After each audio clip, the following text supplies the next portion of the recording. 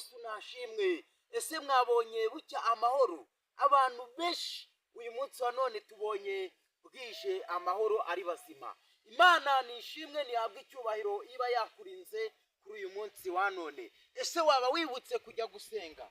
Ese waba wibutse kujya kubwira bagenzi bawe ngo mujye gusenga? Imana nishimwe rero iba waba wabyibutse. Umuntu icyo abiba nicyo azasarura. Twewe tubonye tuvuye mu nzu y'Imana, tubonye dutashye turi amahoro. Ese nawe waba wibutse uyu munsi wa none kuba wafashe Bibiliya yawe n'igitabo cy'indirimbo ukajya gushengerera?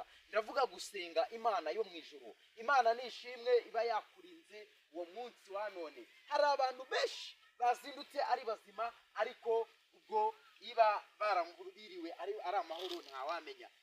Dushimye Imana yo mu ijuru yaba yaturinze uyu munsi wa none. Twewe tubonye tuvuye gusenga, nawe Imana ishimwe iba waba wagiyeyo ukaba utashye amahoro. Imana nikomeze ishimwe iba yakurinze uyu munsi wa none, nihabwe icyubahiro. Yego, urugero, shaka n'Imana yawe umwete iminsi mibi itarakugeraho. Ndavuga ibigeragezo. Ibigeragezo iyo bigeze ku muntu yibuka gusenga. Ibigeragezo iyo bigeze ku muntu yibuka gushaka Imana. Ese weho washaka Imana ibigeragezo bitarakugeraho?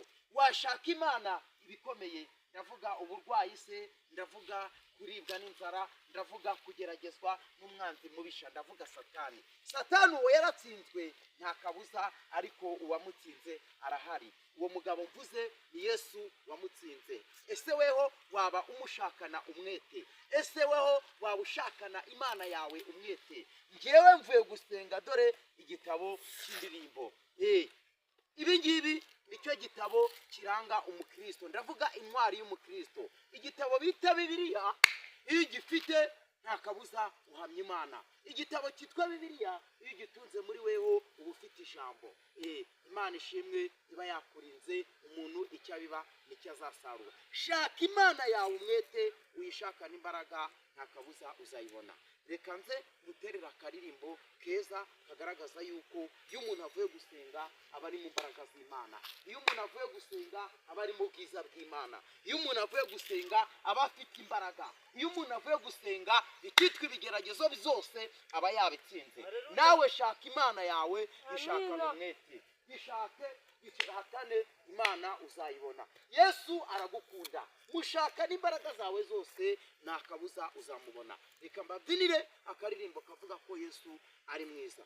Yesu wanjye nzagukunda, Yesu wanjye nzagukora. Umva gusenga kuwo mwana naramubonye, Yesu wanjye naramubonye. Nawe shaka Imana, gishaka n'imbaraga, gishakana umwete, nawe uzayibona. Ngaho rero genda ushake Yesu, umushakane imbaraga zawe zose, wiruke ushake Yesu, uhatane uhatane uhatane. Ubwire abantu ko Yesu agira neza, ubwire abantu ko Yesu atabara, ubwire abantu ko Yesu aruhura, nawe azakugirira neza. Yicaye ku ntebe y'imbabazi ntarayivaho. Mushake, shaka Yesu aragukunda. Muhige, mushaka n'imbaraga zawe zose. Nuramuka urwaye cyangwa se ugeze mu bikomeye, cyangwa se ugeragejwe n'umubiri, uzibutse Imana ko wasenze uri amahoro. Uzibutse Imana ko wayishatse ufite imbaraga. Yesu aragukunda. Yesu iyo umwizeye nta kabuza ntacyo wamugurana.